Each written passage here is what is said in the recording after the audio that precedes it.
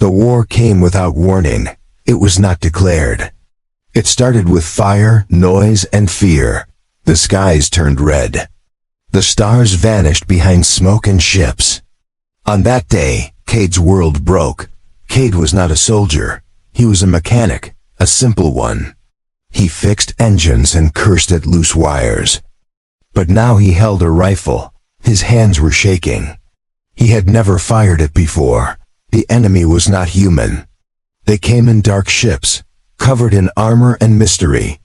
The first time Cade saw them, he could not believe it. Tall, fast, and brutal. Green skin, cold eyes. Beautiful, but dangerous. One of them stood out. She was not like the others. She wore silver armor, sharp and smooth like flowing metal. Her face was calm, but her eyes were filled with rage.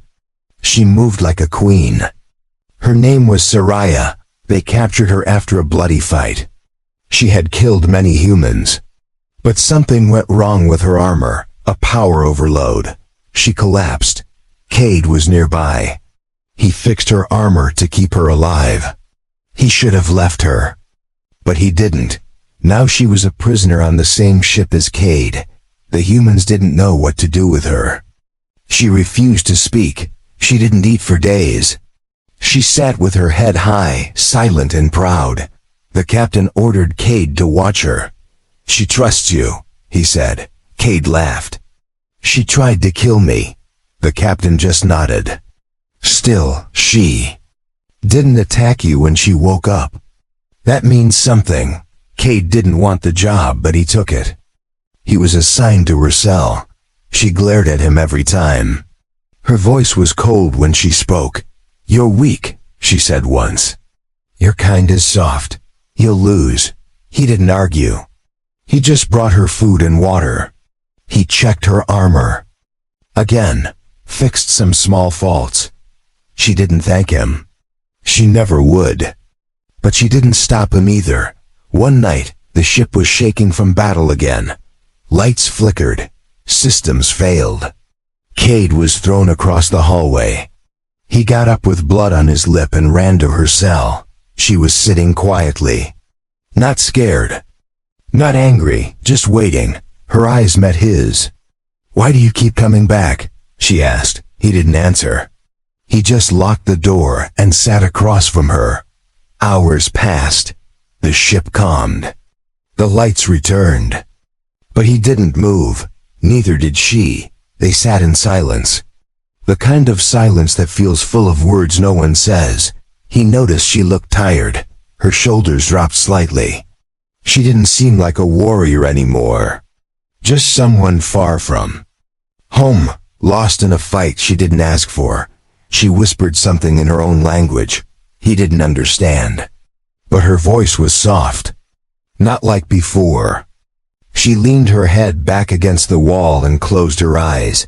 The next time they met, she was already outside her cell. A transfer had been ordered. They had to move her to another ship. Cade was chosen to escort her. He walked beside her through the narrow hallway. She didn't speak. But she looked around, watching the humans fix broken wires and carry the wounded. Her face was unreadable. They reached the transport room. The seats were rough. The air smelled like rust. He sat down first. She followed. For a while, neither of them spoke. Cade leaned back and sighed. He looked over at her. She looked at the floor. Her hands rested on her lap. She didn't wear her crown today. She looked almost normal. Then it happened, slowly, quietly. Her head tilted. Without a word, she rested it on his shoulder. Cade froze. His breath caught in his throat. She was warm. He didn't move. He didn't say anything. He just stared forward. Her armor brushed against his chest. Her long hair tickled his arm, but she stayed there. It didn't make sense. She said she hated humans. She said they were weak. But here she was, sleeping on one of them like she belonged there. Something had changed, not just in her, in him too. The silence was no longer cold. It felt gentle. Safe. Like neither of them wanted the war anymore. Cade closed his eyes. For the first time in weeks, he rested. With her beside him, the noise of the war faded into the background. Asterisk. Soraya opened her eyes slowly as the ship rumbled through a jump gate and returned to normal space. Her head was still on Cade's shoulder, and for a second, she didn't move. She felt calm, warm, and safe, a strange feeling she hadn't known in years. But then she remembered who she was resting on. She sat up quickly, her face turning cold again, as if nothing had happened. Cade didn't speak. He just kept looking forward, his jaw tight and his fingers folded together. "You didn't push me away," she said quietly. "I thought you hated humans," he replied. Without looking at her, she didn't answer at first. Then she turned her head and stared out the window. "Hate is simple," she said, her voice flat. "What does that mean?" Cade asked. "It means I was taught to hate you," she replied.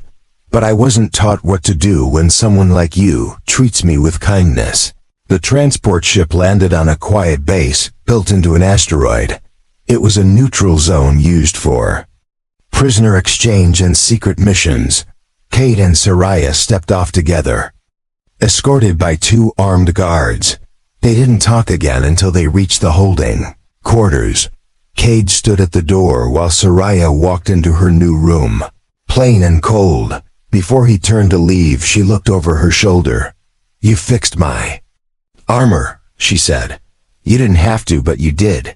Cade nodded once. "I didn't do it for thanks," he replied. "Then why?" she asked. "Because I wanted you to live," he said simply. Days passed. Soraya stayed in her room. She didn't speak to the guards or the base staff. But when Cade visited, she let him in. At first, they talked about nothing, small things like the food, the noise of the engines, or the cold walls. But slowly, their words became more honest. He asked her about her world. She told him about green forests, twin suns, and a sky filled with dancing lights. He told her about Earth's oceans and how he once got lost in a storm on a fishing boat. She laughed once. Just once. But it was real. He noticed her armor had a small crack across the chest plate.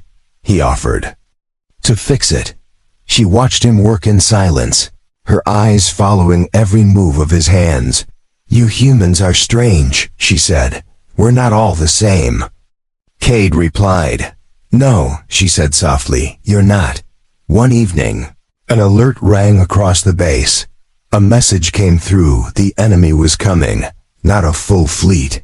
Just a small team of assassins meant to silence the prisoner. Soraya knew it instantly. "They're coming for me," she said as she stood, calm and ready. Cade grabbed a weapon from the wall and checked the charge level. "Then we won't let them reach you," he said. "We?" She raised an eyebrow. "You're not alone anymore," Cade replied. She didn't argue. They moved together through the corridor, side by side. Guards were already in place, but they looked nervous. The station was too small, too exposed. Cade and Soraya took position near the control room. The lights flickered once, and then the air went still. The attack came fast, shadowy. Figures dropped in through the vents. They wore black armor and carried sharp plasma knives. The first one reached Cade, but Soraya moved quicker. She slammed her arm into the attacker's face, knocking him down. Then she grabbed Cade's arm and pulled him behind cover. "Stay alive," she said sharply. "I've faced worse." Together they fought. She was graceful, like a dance. He was rough but stubborn, taking hits and giving them back. When the last attacker fell, they were both bleeding, but they were breathing. They looked at each other, faces dirty, eyes locked. "You said you hated humans," Cade reminded her. She leaned close, voice low, her breath soft against his cheek. "I said that before you gave me a reason not to." The base was quiet again after the attack. Cade stood in the hallway. His shirt torn, blood drying on his arm. Soraya walked beside him, silent, her armor scratched but still shining. They didn't speak until they reached the medbay. A human nurse looked at Soraya with fear but said nothing. Cade motioned for her to sit, and Soraya did. The nurse began cleaning her wound. "You're lucky," the nurse said, not making eye contact. Soraya didn't answer. Cade watched closely, his arms crossed as he leaned against the wall. When the nurse left, Soraya looked up at him. "You didn't need to fight," she said. "I wasn't going to let them take you," Cade replied. "Why?" she asked. "Because I care what happens to you now," he said. Soraya's lips parted, but no words came out. She looked down at her hands. The silver of her gauntlets dulled from battle. Later that night, Cade was called to the command room. The captain stood near the screen, arms folded, his face hard. "You got lucky," he said. Cade didn't respond. "The assassin squad was elite," the captain continued. "They failed. That won't happen again." "So what now?" Cade asked. The captain pointed at the screen. "You escort her to the capital ship. High Command wants her." "And if she refuses?" Cade asked. "Make sure she doesn't," the captain said. Cade left the room with a heavy feeling in his chest. When he entered Soraya's room, she was sitting by the window. "The stars look colder tonight," she said. "They want to move you," Cade said. "I know," she replied. "They're afraid of what you know," he added. "And what I feel," she whispered. She stood up and walked over to him. "I was trained to be a weapon. Not to feel, not to trust. But I trust you, Cade." He looked at her, unsure what to say. "Do you believe me?" she asked. "Yes," he answered without hesitation. The next morning, they prepared for the flight. Soraya wore her armor again, freshly repaired. Cade packed light, just a few tools and a small data pad. The ship was small, but fast, meant for important missions. They sat in silence during launch. Soraya looked tense. Cade reached over, his hand brushing hers. She didn't pull away. The pilot activated auto mode. They were alone in the back cabin. No guards, no orders, just time. "I don't want to be a prisoner anymore," she said. "You're not," Cade replied. She leaned back, closing her eyes, her breathing slow. Cade watched her in silence. She opened her eyes and stared at him. "I still don't understand humans," she said. "You don't need to," he replied. "You only need to know that some of us will stand by you." The ship hit light turbulence. Soraya tilted toward him, almost falling against his chest. He caught her gently. She stayed there. "You're warm," she said, "and you're safe," he replied. They sat like that as the stars passed by the window. For once, there was no war between them. No orders, no titles, no blood. Just quiet. The capital ship came into view. Massive and cold, hanging in space like a silent giant. Stared at it through the front viewport, his stomach tight. Soraya sat beside him, her arms folded, her face unreadable. "They'll want answers," she said, "and they'll expect you to be quiet." Cade replied. "They'll question your loyalty," she added. "I don't care what they think," he said.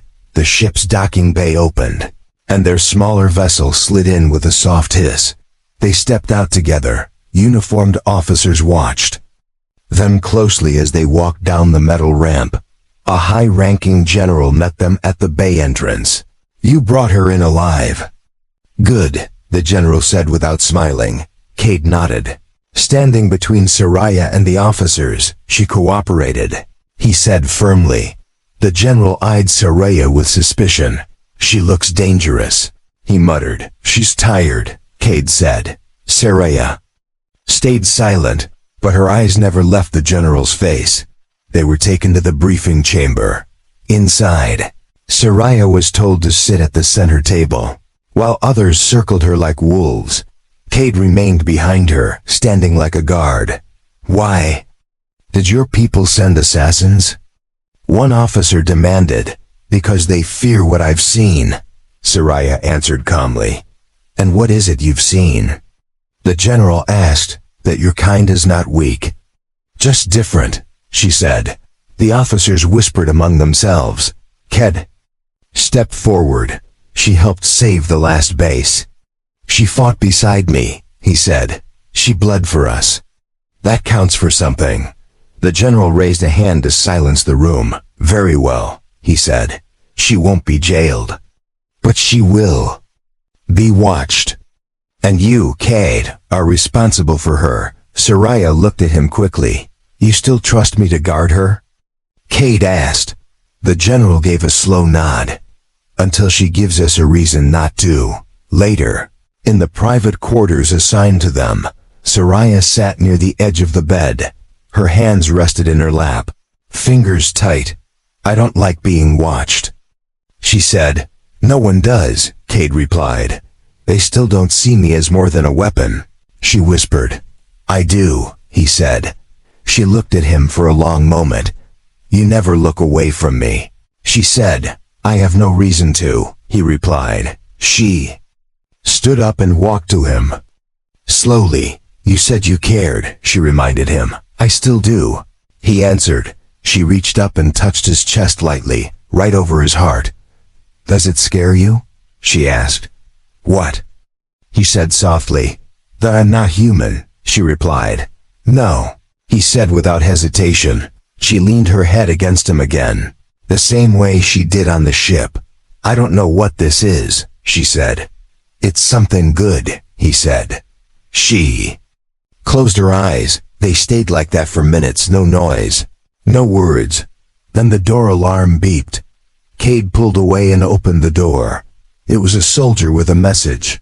New orders. You both have to report to the science wing, the soldier said. For what? Cade asked. They want to study her armor. And her biology, the soldier replied. Soraya stood up, her eyes sharp. I'm not a sample, she said. Cade stepped in front of her. They'll treat you with respect. I'll make sure of it, he promised. She didn't argue. They walked together again. But this time her hand brushed against his on purpose. He didn't pull away. The science wing was cold and filled with blinking lights. White-coated researchers stood ready, data pads in hand, eyes locked on Soraya. She walked in slowly, her posture straight, gaze sharp. Cade walked beside her like a silent wall of protection. The lead researcher stepped forward, nodding politely.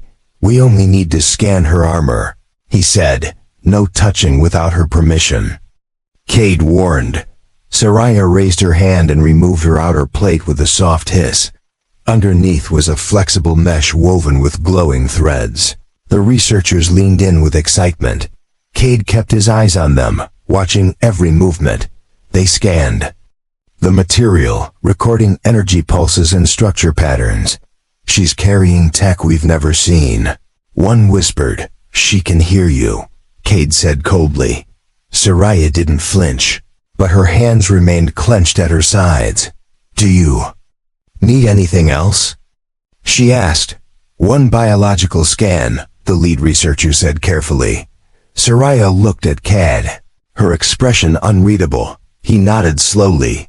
I'll be in the room, he said. I trust you, she replied. They placed her in a scanning chamber, surrounded by soft blue lights. As the scan started, her heartbeat echoed on the nearby monitor. Cade stood close, eyes locked on the screen, every muscle tense. The scan finished, and Soraya stepped out silently. She's stable. No implants. Fully organic, the researcher said. Thank you. We're done here, Cade said firmly. As they left the lab, Soraya whispered something under her breath. He looked at her. What did you say? He asked. I said I didn't like it. But it was better with you there, she answered. Back in their quarters, she sat on the floor beside the bed. Cade sat next to her, their shoulders touching. I've never trusted anyone like this before, she said. You're safe with me, Cade replied. She turned to face him, her voice quiet. Do you believe we could have met in another way, without war? Cade thought for a moment, then nodded. I think so. And I think I would have liked you then too, he said. She smiled for the first time, full and honest. You confuse me, she said. How? He asked. Because I was trained to break humans. But you make me want to protect one, she answered. She leaned closer, her head against his chest. His heart pounded, loud and sure. Neither of them moved. The room was quiet, but the feeling between them was not. Then a call came through the wall. Come, urgent. Enemy fleet spotted. Prepare for defense, the voice said. Cade stood up quickly. Soraya rose beside him, her eyes already sharp and ready. We go together, she said. He grabbed his weapon and checked the power level. They ran down the corridor side by side. The alarms blared across the ship as red lights filled the halls. Soraya paused by a window, looking out. A fleet of enemy ships had surrounded the capital vessel. They're not here to fight, she said. What do you mean? Cade asked. They're here to take me back, she said. He stepped in front of her and raised his weapon. Then they'll have to go through me first, he said. She stared at him, heart heavy, eyes wide. You'd risk your life for me? She asked. I already have, he said without pause. The enemy fleet opened a channel with the capital ship. A tall alien figure appeared on the screen, his voice deep and commanding. Return Soraya to us, or face destruction, he said. Soraya stepped forward, standing beside the captain. You abandoned me. You sent assassins to kill me, she said. You were compromised. The alien replied without emotion. Cade watched her closely, ready for anything. She is under our protection now, the captain said firmly. The enemy leader's expression did not change. You would risk war for her? He asked. I would, Cade said without hesitation. The communication cut off, and alarms began to sound again. Enemy fighters launched from the lead ship. Soraya looked at Cade and reached for her weapon. This time, I fight for something that matters, she said. They ran toward the hangar bay, passing soldiers who saluted them. Cade climbed into a combat pod while Soraya joined him in the gunner seat. The hatch sealed, and the engines roared to life. They launched into space, flying toward the enemy wave. Lasers cut across the sky as ships twisted and exploded. Cade dodged left, right, then spun through the debris field. Soraya fired with precision, striking 2 enemy crafts in one burst. You fly better than I expected, she said. You shoot better than I hoped, he replied. Together, they pushed forward, breaking through the front line. Suddenly, a massive blast hit their wing, shaking the pod violently. We're losing pressure, Cade warned. Hold it together. Soraya said as she rerouted power manually. They barely made it back to the docking bay. The ship crashed into the hangar floor, skidding to a stop. Cade pulled the emergency lever and climbed out, coughing. Soraya followed him, limping slightly, but standing tall. They had survived. The general met them at the entrance, nodding slowly. You held them off long enough. Reinforcements arrived. The fleet is retreating, he said. Cade looked at Soraya, who simply stood in silence. She's earned more than your respect, Cade said. The general's gaze shifted between them. She's earned her freedom, he replied. Later, in the observation deck, they stood side by side again. The stars were calm now, glowing in soft waves beyond the glass. Soraya leaned her head gently on Cade's shoulder once more. I don't hate humans anymore, she whispered. I'm glad, he replied. She turned toward him and placed her hand against his chest. Would you come with me? She asked. Where? He asked in return. To my world. To meet my people. Not as enemies but as proof that peace is possible, she said. He reached for her hand and held it tight. "If you'll have me, then yes," he answered. Her eyes softened. Glowing with trust, they stood together as the stars passed slowly by. She had once sworn she would never care for a human. Now, she had fallen asleep on his shoulder, trusted him with her life, and asked him to stand by her side. And he had said yes without fear or doubt.